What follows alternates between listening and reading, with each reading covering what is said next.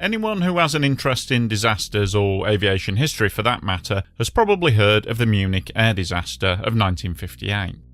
It's very well known, as the plane involved was carrying the Manchester United football team, journalists and club supporters who were returning to Britain after winning a European Cup match. However, in keeping with this channel's efforts to cover some lesser-known tragedies, we won't be looking at the famous Munich air crash.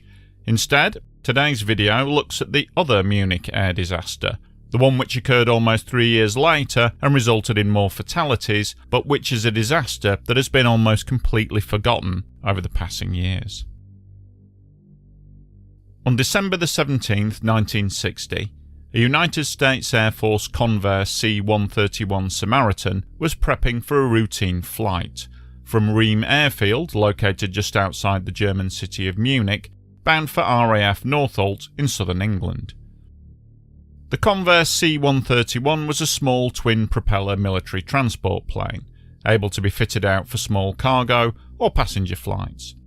On board this flight were 8 crew and 12 passengers. The passengers were a group of American students who were studying at the University of Maryland Munich campus. The flight home was an unexpected treat for them, a chance to spend the holidays with their families, who were American Air Force personnel based in England. Major General Ernest Moore had flown from England to Germany for Christmas leave, and not needing the use of the plane over the holidays, he had allowed for it to be used to fly the students home. As the plane readied for takeoff on that cold, damp and foggy Saturday afternoon, the mood on board was probably a mix of excitement and high spirits, although there may have been a touch of nervousness as well. The news of a mid-air collision involving 2 passenger planes in New York City the day before may have soured the mood somewhat. Now, there appears to have been a slight delay in departure, as the pilots were apparently having some kind of trouble with one of the engines. However, it wasn't deemed serious enough to warrant the cancellation of the flight, and so, at 2:05 PM, the Convair C-131 took off as planned from Riem Airfield. Almost immediately, it became clear that there was indeed a serious problem. An eyewitness report from the Times stated that the propeller on the left-hand engine slowed and stopped just after the aircraft left the ground. Trying to gain altitude and maintain speed with only one working engine, the pilot, US Major John Connery, radioed back to the airfield. "I'm having engine trouble, returning to the field." He also advised Riem Control Tower to prepare for an emergency landing and to get the airfield fire crews ready for a possible incident. Now, in order to get back to the Riem airfield, the C-131 would have to loop over central Munich, but the conditions for doing so were terrible. Thick fog obscured any view of the city. Flying blind and unable to climb out of the fog, Major Connery would have to use the cockpit instrumentation to navigate over the city centre. It was a tricky manoeuvre, especially with just one engine, and he almost made it. But that afternoon, luck was not on his side. As the plane circled through the thick fog above Munich, it headed straight for one of the only structures tall enough to be a danger, the 97-metre tall spire of St Paul's Church. In a terrible stroke of misfortune, the plane's left wing clipped the large cross at the very top of the spire. The force of the impact completely sheared off the left wing, and the stricken aircraft tumbled out of the sky, crashing just seconds later into a busy corner intersection of Landsberger and Martin-Griefstrasse, a commercial district which was packed that Saturday afternoon with Christmas shoppers. The devastation was immediate and terrible. Although the flight to England was only 2.5 hours, for some reason the plane had been fully fueled before takeoff and was carrying 6,000 litres of aviation fuel, enough for 10 hours of flight. Upon impact, the aviation fuel ignited immediately, turning a 50-metre stretch of the street junction into an inferno. The impact also ruptured a gas main, which added to the ferocity of the blaze, and, to make matters even worse, a public tram filled with passengers was passing through the intersection just as the wreckage of the aircraft hit. The noise of a deafening explosion rocked the city centre, but in the dense fog, nobody knew what had happened.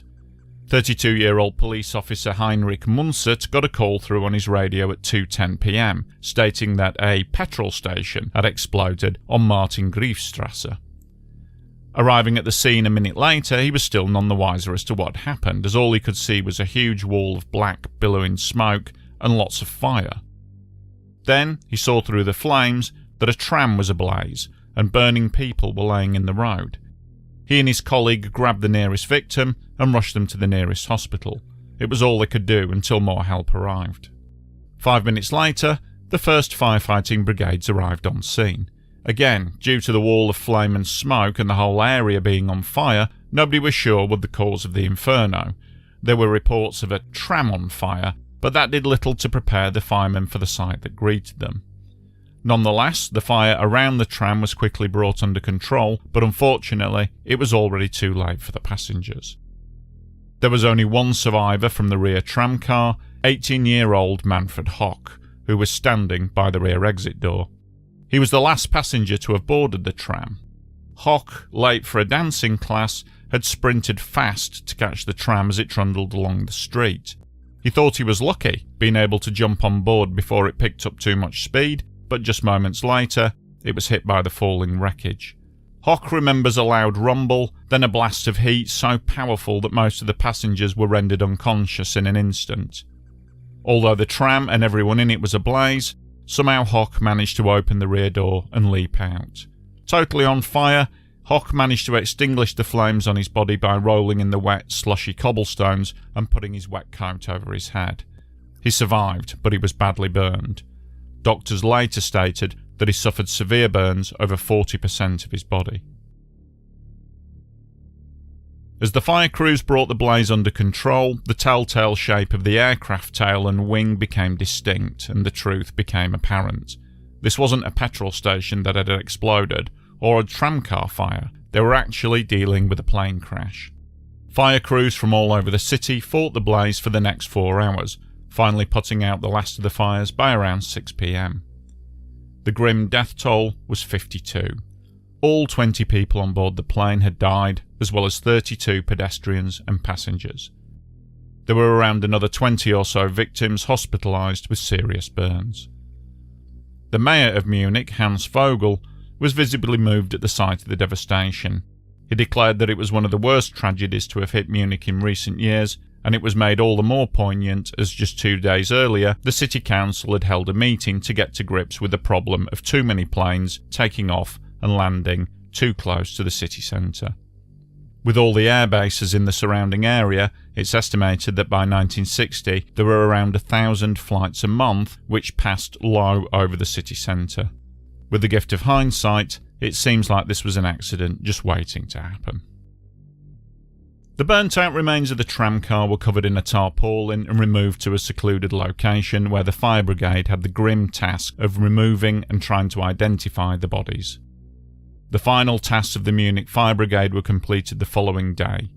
They still had to safely remove the severed left wing of the C-131 which was stuck in the roof of a house about a kilometre from the crash site, and they had to remove debris from the church tower and secure the cross which had almost been knocked off the top of the spire when the plane hit. A few days after the crash, a civic funeral was held for the victims. The coffins of the local victims were accompanied by one empty coffin draped in the American flag, symbolising the 20 American victims of the tragedy. The remains of the students had been flown back to England for the harrowing task of identification by the parents. 3rd Air Force Deputy Superintendent Tom Drysdale remembers that awful day. The students' bodies were then airlifted to a large room at the rear of the 3rd Air Force building. Appropriate Air Force personnel and chaplains escorted the parents of the students to the back room to identify their sons and daughters. For Clarence and me, it was a terrible experience. We tried to be helpful and consoling, but it was awful to witness the distraught, crying and grieving parents going to and coming from that back room. All of the students who died were aged just 17 to 19 years old. Young lives and bright futures snuffed out in an instant. In the wake of the 1960 Munich air crash, the authorities decided to abandon plans to expand Riem airfield. After this disaster, there was no justification for even more air traffic over the city centre, and so the site for a new, larger airport was chosen, but far away from Munich city. Air crash investigators determined that the ultimate cause of the crash had been that a small amount of water had contaminated the aviation fuel. Being heavier than the fuel, the water had sunk and collected at the bottom of the tank and made its way into the fuel line, where it froze solid. This prevented fuel from reaching the left-hand engine, a fact which only really became apparent once the C-131 was airborne. Why the plane had been fueled to capacity with enough fuel for a 10-hour flight was something that was never explained. Tramcar survivor Manfred Hoch underwent 36 skin graft surgeries over the following years, living in almost constant pain. To cope, he began drinking heavily. But luckily for Hoch, one of the nurses looking after him in the clinic, Nurse Barbel, was there for him. In his own words, he says, "She really pulled me up out of the gutter." Not long after they met, they were married, and they still are to this day. A simple plaque at the location of the crash remembers the 52 victims of the 1960 air crash, a tragedy which became known as the Black Saturday of Munich.